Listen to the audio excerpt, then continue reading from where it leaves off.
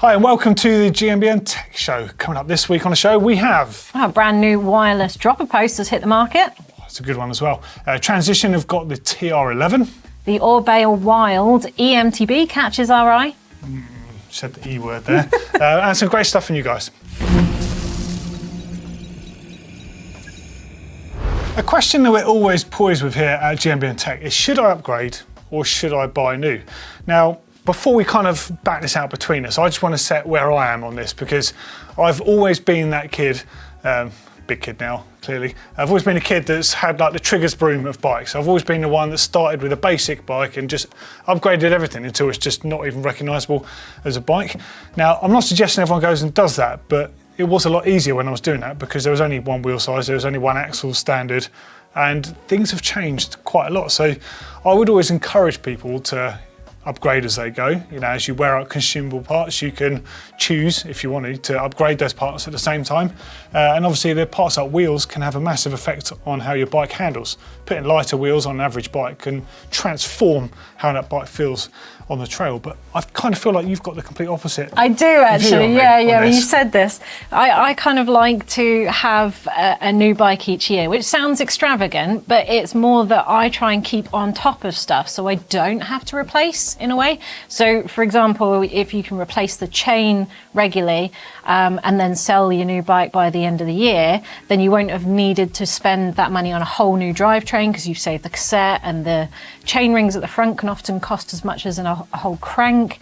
If I'd have kept on that new bike for 2 years, we're looking at new drivetrain, we're looking at bearings, we're looking at probably seals in the suspension, and I'm thinking that cost is often more than the cost what I would lose on resale. So I prefer to sort of have new and make sure I've always got the sort of relevant standards. That kind of makes sense. I get it. Yeah, I mean, you have to weigh it up. It doesn't always work that way. It's a good way of passing the cost on to whoever buys your bike, though, isn't it? Yeah, they have to friend's deal about to with wear it. out, quick, chip it in. But that way, the resale is always pretty good because it's always as new. It's one season bike. You see that with people with cars as well. Exactly. They chip them in as quick as possible each time. Yeah, that's an Whereas interesting point. you've got my other half's on the other end of the scale. Recently, 4 years ago, he bought an Ibis Ripmo, and after like 2 years, he's upgrading the wheels. He's changed from 36s to new 38 forks. Sounds like me. Yeah, exactly, just like that. New bits and trinkets here, and he's ended up spending like 4 or 5 grand, and now it's an 11-speed non-boost frame. He can't port those wheels over to his new bike. He's like cutting a loss at about 3 grand, and the resale's really low, and he'll have to buy a brand new bike on top of that. So I guess there's kind of actually 3 things at play here. Yeah. There's what you're suggesting, like the chip in your bike for a new one, so you keep the value of the bike. That totally makes sense if you can afford to do that. Then there's the upgrading a bike that's perfectly good with stuff that you prefer and you want to get more performance. And then there's the sort of what I used to do as a kid, where you'd start with an entry-level bike and you're trying to just make it as good as you can because you're, let's face it, a lot of people, myself included back then, could never afford to get the better stuff. So you're like, what can I do to make it like as good as I can? And you'd never have like the flashy derailleur, but I'd always get the better shifters and, you know, whatever I could to make it perform as much as possible. But today's standards, I think I'm not alone in thinking they're a bit of a nightmare for a lot of people. Well, yeah, I mean, my other half, like trying to replace the 11-speed and getting, you know, non-boost wheels now was just a nightmare. So he was like, I might as well just buy a whole new bike, which ended up costing more in the long run. It's just whether you've got... I mean, you didn't have to start on a super expensive bike, though, do you, to keep it new and to keep it high value? And this is probably the crux of what we're talking about here. When you are buying a bike, you need to be sensible and kind of future-proof what your purchase is going to be. Unless you just don't care about it, you want to buy a second-hand bike and you're just going to hammer it until it's done, I guess is the other end of the stick. But there's a lot to be said for buying a budget bike or an affordable bike or the lower-end bike and putting something really good on it that you care about, like a really good set of forks or a really good set of wheels. I always used to do that with my XC bikes because group set doesn't save you that much money, but buying a £1,000 XC bike with a low-end group set on it and then slamming some really expensive lightweight wheels actually gets you a lighter bike for less money than buying the top spec one. Yeah. So that's what I always do with XC. Yeah, I mean, it's a conversation that can go on for a long time, to be honest, the whole upgrade versus new. But But it is interesting because there are some brands out there that are really starting to specialise in better bikes that are more affordable now. And I think you're going to see a bit more. I mean, we've seen it over probably the last 5 years, some really noticeable bikes like Calibre, for example, offering incredible spec for on bikes that are like just over £1,000 from memory. Really good hand-picked components on there. You know, a tyre on the front with more tread and, you know, a gummier compound, something a bit harder wearing on the back. You know, really sensibly spec'd. And you've seen privateer bikes doing it. And there's a brand, I can't mention it because it's under embargo, but you're going to see a bike on GMBN and on Tech at the beginning of December. And I'm blown away by what you can get for the money. It's astonishing. And there was only a thing I would change on the bike. And that was a comfort related thing. You could just buy this and absolutely hammer it. And I think we're kind of getting in a good place where the different markets have been identified between, you know, high end and, you know, sort of dream build sort of stuff, and like, let's just get this and hammer it. But I would love to know where you stand on upgrading. If we kind of put it in those three camps, do you start with something entry level and you try and just improve it? Do you start with a bike that's whatever price point and you still want to upgrade it anyway? Or do you do like Anna does and like chip it in and try and save your money and get onto a newer bike with the newer standards and the newer stuff? Yeah, let us know down there. Keen to find out. Okay, so let's jump into news, and actually I'm going to throw you back to Magura when I went to visit them recently, because I had the privilege of seeing their brand new Viron dropper post. Now the Viron has existed with Bluetooth technology in it, making it wireless essentially, for a few years now, but it's not quite been up there with some of the other posts on the market. Now this latest one, I'm astonished. I'm just going to throw you to myself. A brand new product here from Magura, their latest Viron seat post. So you might remember their original Viron dropper post used wireless system that came out in 2015. Since then, the technology has come on leaps and bounds. So the vital stats you need to know about this, obviously this is a wireless system now, and it's quite different to others on the market. Now it's available in 4 drops, 100mm, 125, 150 and 175, and the standard 2 diameters, so 30.9 and 31.6. The coolest thing about this is that bike dealers will only need to stock 2 sizes. The 175 can be dropped internally to 150, and the same equivalent with the shorter post, but with no operation internally on the post. You're sliding the actual dropper unit within the outer post. It's a really cool design.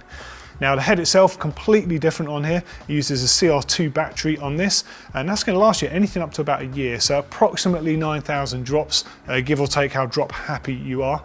Now if the battery would be to fail, basically you're not going to be left with the post in a fixed position. The communication between the lever at the bars there and the actual post will stop, but you can still manually use the post up to around 40 times, again depending on the weather conditions. If it's super cold it might change a little bit there, but in fact you can still continue to use the dropper post until you get home, and obviously the voltage using a regular battery in here rather than rechargeable is going to be the same, so you're going to get consistent operation until the battery fails.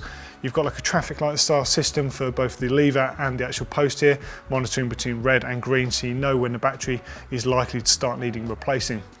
Then up at the bars here, you've got what I'd say is definitely the cleanest looking of any dropper post lever currently. You've got very low profile units made from aluminium, and you've got the actual alloy, let's call it a paddle button, yeah? Basically it's a really nice ergonomic position. It's located slightly back from the bar there, so you don't actually have to move your thumb backwards in operation. It sits where your thumb actually does. You can move this with the matchsticks operation that Magura offer here between the right and the left. So you've essentially got 4 different positions it can be in. You can use this with Matchmaker as well on SRAM, and it also comes with its own independent one. This runs off a CR2032 battery, and again it's going to last you around a year. The best thing about this post as well, of all these other cool things, it retails for about 579 euros. So it's an absolute bargain considering the technology you have. No more internal cables. That is awesome. What do you reckon? I think they've thought a lot of things on that. Well, I love it. I mean, I reckon some people might be worried about it not being rechargeable now. What do you think? Yeah, I mean, you could address that in one of 2 ways, I suppose. You know, you've got like, I've got a post over there, I've got an access post, and it's got a rechargeable battery, which ironically is not a battery on there because it ran out and I'm therefore charging it.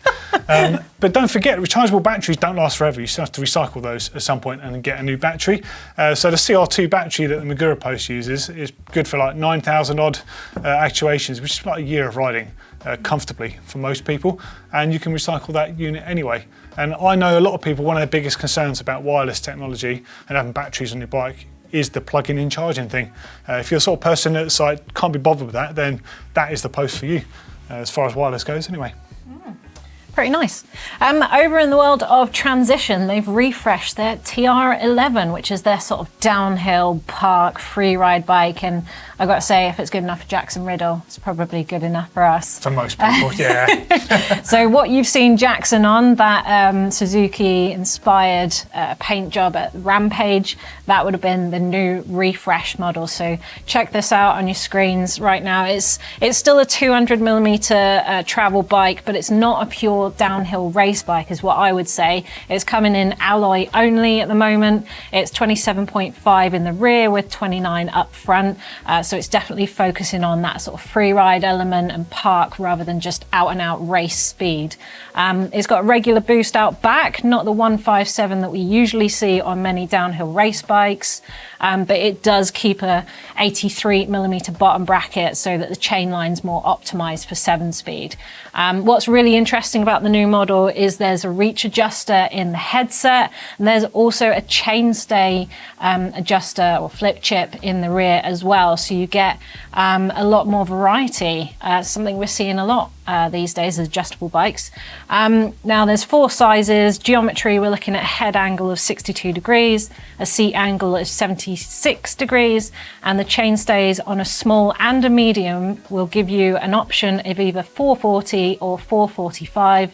And then on the large and the extra large, you get an option of 445 or 450, and obviously adjustable afterwards. Reach, we're looking at between 410 and 510. And for any TR11 fans out there, that's about 20mm longer than their previous model. And you can get that in either raw or a misty green. I like that bike. I think Transition aren't really doing much in the way of bad stuff. I think it's a lot you could do with it. Alloy, mixed wheel, big travel, it's all good in my book. I like the fact that you can put a regular rear wheel on it. You know, like a 148. That kind of means you could probably set up with like a 180, 190mm fork on the front and run that as like a big travel free ride style bike. I feel like this is a normal person's downhill bike who's not going out racing. It's not too specialist. Yeah, nice stuff. Speaking of suspension, there's a really cool video out from Santa Cruz featuring Kieran McKinnon. Now, Kieran is one of their in-house sort of R&D testers. Now, this is something I've had discussions with people a lot in comments on various videos and posts about the testing side of things. Now, when I was working on magazines and stuff, we used to do product testing, but you'd also have another style tester that worked for brands, and they basically get to test out all the different configurations of suspension design and geometry and prototypes on the trail versus sort of like specific testing with telemetry and other stuff. You've got to have that ride feel to go on. And Santa Cruz put this video out, and it's kind of good. It's quite a candid look at Kieran. He's just one of the specialists that does this. And he will be the sort of character that will head out to the sort of locations where an intended bike is going to be used, and then ride it in different locations as well. And the idea is to sort of get the correct tune for the bike. Now, it's a really good video. I really like the way it's put together. And it's nice just to see someone that's got such a good understanding of feel of bikes and taking the right approach. So I think in this video, he actually references the riding in Santa Cruz. It's, you know, got mud, loam, sort of soil, roots, that sort of stuff. It's quite familiar to us in terms of riding, but also takes the bikes to areas with like big square edge hits and that. So you get a very different feel to suspension. It's just a cool video. There's going to be a link down there, hopefully, in the description underneath, so you can watch it as well. But it's good to see brands sharing stuff like this. Cool. So Orbea have released the new Wild, which is an e-mountain bike. And before you lynch us, you can go over and get more details on GMBN. But just as a brief, we just wanted to show you it because, well, it looks pretty good. And it's a little different to what we've seen in their previous EMTB. It's got this nice little double triangle kind of look on the front. And it's basically Orbea trying to make a stiffer, lighter, full power bike. And why is that interesting to us? I think, I don't know, it's always nice to watch what EMTB are doing because you never know if that's going to cross over onto what we're doing. So just to quote what they're saying here at the moment, is that it's 51% stiffer, 50% less parts, and 32% less mass. And I think the way they've really hit this on the head is the battery's not removable, and you might think that that's annoying, but actually you've removed that convenience of charging it up, but it becomes a much stiffer, lighter frame than something that's got a trapdoor in it, basically. And I quite like that approach. And yeah, it's got a nice straight seat tube for maximum dropper length. It's £29 only, and starting at £5,299 with the Bosch power tube, 625 watt. And of course, with every Orbea, there is the Mayo custom paint job, so you can colour that thing in whatever you want, basically. That looks good. Except if you make it look like Blake's bike, which is, sorry Blake, love you Blake, but your bike's horrible. And don't forget also, it's Black Friday still, up to 50% off on certain lines in our store. I think this one is in there as well. Get involved and support us on the channels. Get yourself some bargains for your Christmas stocking fillers. I just remembered. What? I was supposed to give you something. Is this? If you had a choice, world firsts in my hand here, if you had a choice between titanium and purple, what would you pick? Oh, purple wouldn't go with any of my paint schemes, so I'm going titanium. Does that make it go though, because it doesn't go? Nah, titanium. Titanium. What is it? This is a little gift. It was an idea of mine from Bentley Components. They make the Tallywhacker top cap. You see my one with penises on. Yeah, with all the little balls all over it. Right. Hold on before you open this. The cool thing about this is he makes e-bike, Strava. They do a load of political ones. In fact, I've got one for Josh, the cameraman, just down here for him. It's just flash a load of them up on screen actually, because they're all beautiful. Am I a mullet? Oh no, it's better. This one hasn't been done before, and I gave him the idea for this one. Have a look. Right. Gravel. I knew you'd like it. How good is that? Yeah, no, that would really go. Oh, it's rainbow as well. There we go. I'm sure you can find an unfinished one as well. Yeah. Get them seen by people. They're great. Just a good bit of fun. Is he going to put that in the shop now? Great stocking filler. I think look they're awesome. at that. That's so cool. Yeah, they're not been done until today. He was actually going to do gravel, and I was like, why don't you do gravel? Make a thing of it. Love it. Oh, yeah, it's cool, there's even a little... Yeah, it's awesome.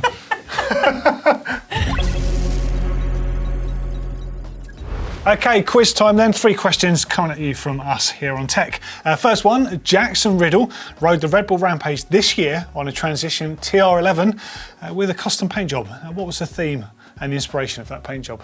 They'll know this because everyone was chiming up in the comments not long ago about it. It is very cool. Yeah. Next question is, what is the major difference between the RockShox Reverb Axis dropper post and the new Magura Viron Mark II post? Were you paying attention? Finally, what is the inspiration behind the Magura logo? Okay, so comments from you lovely people, and last week it was you and Steve, wasn't it? He replaced me, and I've sort of worn my gnome hat in honour of him. He just breathed the same air as you.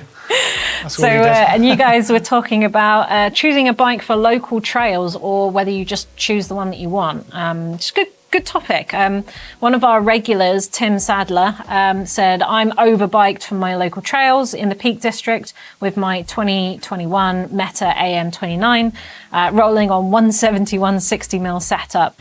But it means I can race enduros and never blame the bike for not being up to it. Well, that's great, but don't you always want to fall back on being able to blame the bike for it? It goes both ways, doesn't it? Yeah, I guess. Lavish Glitter Gun, wicked name. Little column A, little column B. I bought a hardtail to fit my local trails, and for my Forsus, I bought the bike I really wanted. Nice. William, just William here, like Cher. I've had to buy a bike to fit the trails. Yeah. They're trafficked by horses and cattle and wild game, so they're really rough. A big enduro bike that allows me to get up the mountains, lots of suspension to get me down, a mullet to help me whip around hairpin corners. That was hard to say. Yeah, I mean, if you're blessed with like living near enduro trails, happy you need days. An enduro bike. Yeah. Andres says something completely different. It says, I've got a downhill bike, completely unnecessary on my local trails, but fun to ride anyway, super fun, enjoyable in a bike park. Hey, do you know what? That's the essence of riding a bike, and it's just having fun. So it's got to work for you. Abner de la Cruz says, I just went with the bike that I wanted. I own a Santa Cruz Bronson, and though it is more trail-oriented bike, it works really well for both the local trails I ride in, down trails in Queenstown. I feel a more aggressive bike with 1 160, 150 suspension front and back will do for most trails and actually suits my local trails better. Nice. And completely opposite, last comment, I ride a 19 kilogram Kona coiler with 200 mil travel downforce most of the time. I use it for free ride, trails, road, canal and downhill. It's a little heavy, but I love all the travel and how much of a tank it is. That's brilliant. So I'd forgotten sometimes Well just done, when riding Cole. a big bike and just being like, I don't care, I'm going through that. Yeah, It does I know, feel right? great. Awesome comments, thanks everyone. And now we've got time for some top mods, even if I can speak. I've had far too many fizzy sweets this afternoon.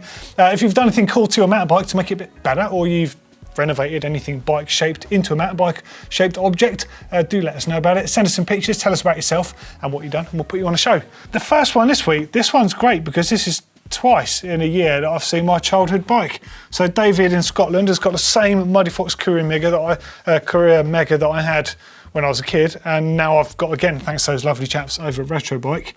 He said, I was given this bike a few years ago, and after tune up, it was working great. Decided to do something different, put some drop bars on it, Holotech bottom bracket, Hope 42 tooth chainring. Basically turned it into some sort of like gravel commuter bike, basically, which is kind of a great way to use an old cheap bike and make it reusable. I love the little top tube mounted corner pad there. Oh, they were so good back in the day. It's got Muddy Fox written on it. I don't know if it's like an old bag or he's had that custom made. No, they used to make them. Oh, really? But I think those pads were actually made by a company called Cosmic Trail, who made the basically exact same ones with a different pattern on. But it's funny, that's so gravel and so bike packing now. Yeah. To have a frame bag that's like got a shoulder holder. Everything comes round. Yeah. But yeah, really nice to see that. And good to see something old being used. No problems. Still got the original derailleur on it as well. And the other one's a Rocky Mountain Blizzard, which takes me back because one of my first race bikes was a Rocky Mountain Vertex, which was the Ally version, but I always wanted the steel one. I don't know why. I thought I was more aggressive than I was. So this was, it was a steel version back in the day. But I'm guessing it wasn't a big old Bertha like this with fat bike. No, it was not. Do you know, it's kind of, I have ridden fat bikes before, but not properly in the right terrain. I definitely would like a go, but I mean, I'd like to ride them like in the desert or in snow rather than in the woods. Well, it makes sense that the Blizzard became a fat bike. It does, totally. So this guy's from Canada. Martin says he's getting his fat bike ready for long winter. Changed the rims. The original was toast. New cassette, chain ring. New season, ready for the season. Always good.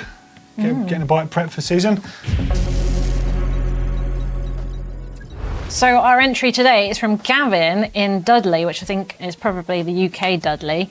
Said he's been doing up his garage and adding bits and pieces here and there. But what's caught my eye, because I've actually been watching a lot of furniture refurb videos on social at the moment. I'm absolutely hooked.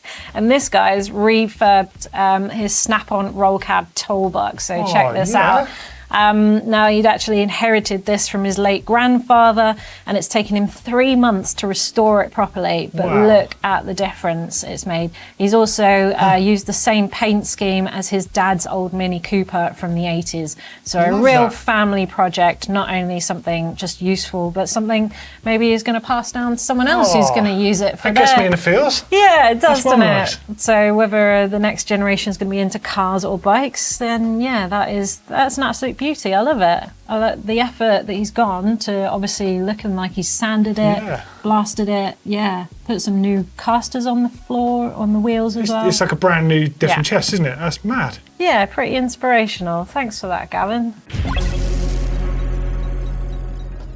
Right, we've got some quiz answers now for you.